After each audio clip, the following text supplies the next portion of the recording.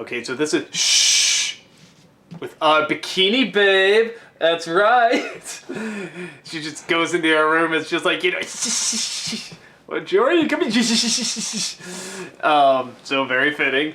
And yeah, this is an episode. See, I thought we'd do this whole one just. The people would kill us. I can't quite do that.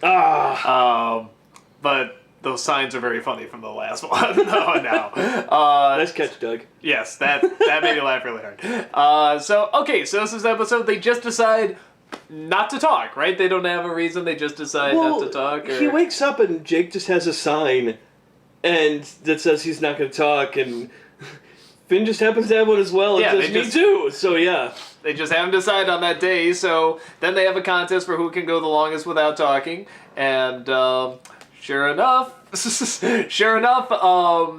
BMO gets confused and thinks that Finn and Jake have been taken over, and they can't make any more signs because that was part of the deal. They only had 30 seconds to make all these signs. Finn clearly didn't make enough. I don't know how Jake or anybody can make that amount in 30 seconds, but a lot of them also have to remember he could make multiple arms. That's true. Maybe you could write them all at the same time, something like that.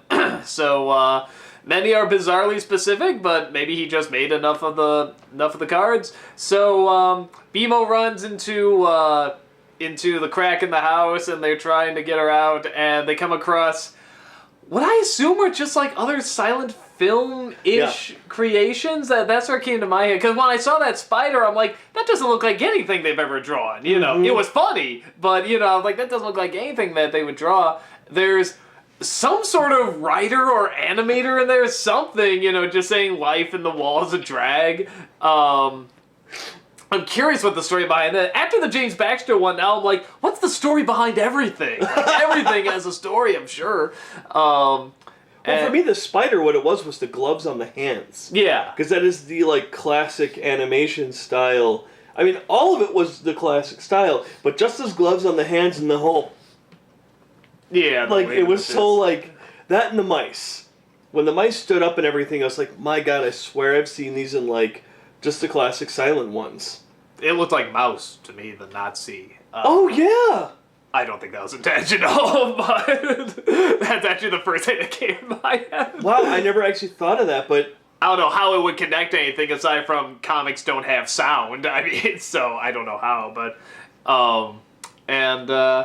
yeah, so they go and they try to bring her out, and she's really upset because she found a bunch of bikini babes, and they want to dance. And finally they work their way in. BMO says they're imposters, and they come in and they fight, and then Jake finally gives in and talks, and then they reveal to BMO that it was part of a game, but she doesn't care. They just want to dance, and that's our episode. The party monster shows up. Oh, and the party monster shows up. That's right, at the very end. The party wolf. The party wolf, yeah. I think. Well, whatever he's called, but yeah, he shows up at the end, and... He's the party god.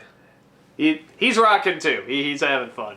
So, kind of like the last one, it's...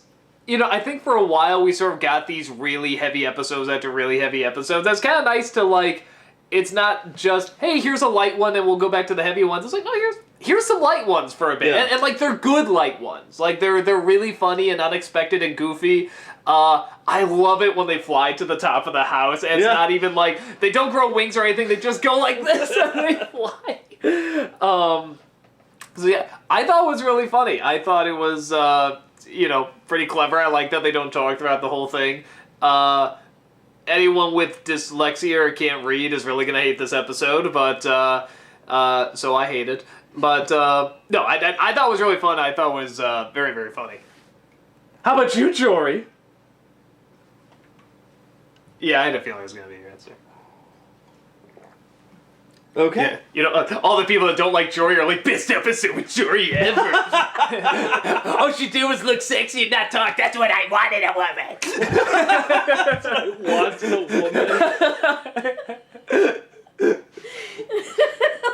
Hey, and go. That's ha ha ha ha. Cough, cough. That counts as talking. Shame on you. Hold on. No, it's okay. No, it's No, I liked this episode. It was a lot of fun. I did love the nod to the older animation styles and just the whole silent era. Even to the point where... the note that they wrote to BMO was really cute. We love you, we're the real ones, blah, blah. We love you. Like, they actually stated that, which was really cute and sweet. But then... like classic cartoon style, they just run and grab axes and start hacking away at the wall. Yeah, there had to be a Shining reference when Jake sticks his head in, has a little bit of a jack. Partially, it was one of those. It was just like, because you really don't see that very often anymore. Just people randomly grabbing axes and hacking away at their own houses. Very more like Tom and Jerry-esque, if anything.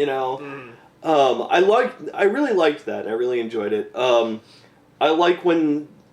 A whole episode, for the most part, where the main characters don't talk, and it's actually able to work. You have BMO, of course, going, "What's going on here?" And you have the Bikini Babes being like, "BMO, let us in, we want to dance." But like Finn and Jake, it was just nice seeing them go, or Jake holding up saying, "Don't touch my signs." And then, of course, there's a little bit later, Finn going through the signs and everything, and then he's like, "Wait, did you go through my signs?" And he's like, and it's just like flopping out of. What makes you think I went through? I love that. I thought that was great. I really like how, again, just sort of in their character, they stay so dedicated to this, even though it's causing so much trouble, and it's scaring their little friend, out of her wits, and they can't get her out. It's like, all of this can be, solved if they just speak to her, but they won't. Yeah. And they won't lose a thing. It's like, you'll be really disappointed. And it's like, nothing else. It's only for the bragging rights. And that just makes it so much funnier to me. I think if there really was something on the line, it actually would be a little less funny. Yeah. It's the fact they're only doing it for the pride. I also love the fight scene. Just imagine, take your favorite movie. James Bond, Desperado, any of these movies where there's, some fight scene... and cut out all of their sounds. Not the punching, not the music, but anytime they go, ooh, or anything like that, just how silly it would sound. Well, yeah, like the hey, ow, stop. Not even that, but when they tackle Jake and everything, they're rolling, his face is just, instead of going, ow, ow, ow, ow, or anything, it's just consistently silent, and it just seems more silly. And I'm just imagining watching, a boxing match, where there's no sound coming from either of the boxers. It's just... and they're just like... It's kind of like... Buster Keaton did a little bit of that. People would always say, how come you don't smile and you don't react? And I forget if he ever had a reason. It's just like, I don't know. I wonder if that maybe could also be another nod, considering Silent Era. Maybe. Buster Keaton and Silent Era. Could very well be. By the way, you kids need to go watch some more Buster Keaton. Buster Keaton is awesome. Everyone's always like, Chaplin. And Chaplin's great, don't get me wrong. Oh, yeah. He's also, the great master, but I like Buster Keaton a little more. What I loved about Buster Keaton, and I'll stop after this, being off subject, is when, he's on a train that's going to fall off of a bridge. He's actually on a train that's going to actually fall off of an actual bridge. It's not weird special effects. When that building falls, and really he has to go through that one window... That's an actual building falling, and I miss those days. Now, I'm going to go off with my Bikini Babe. Well, I'm gonna go off with my water. And one of the Bikini Babe's flip-flops.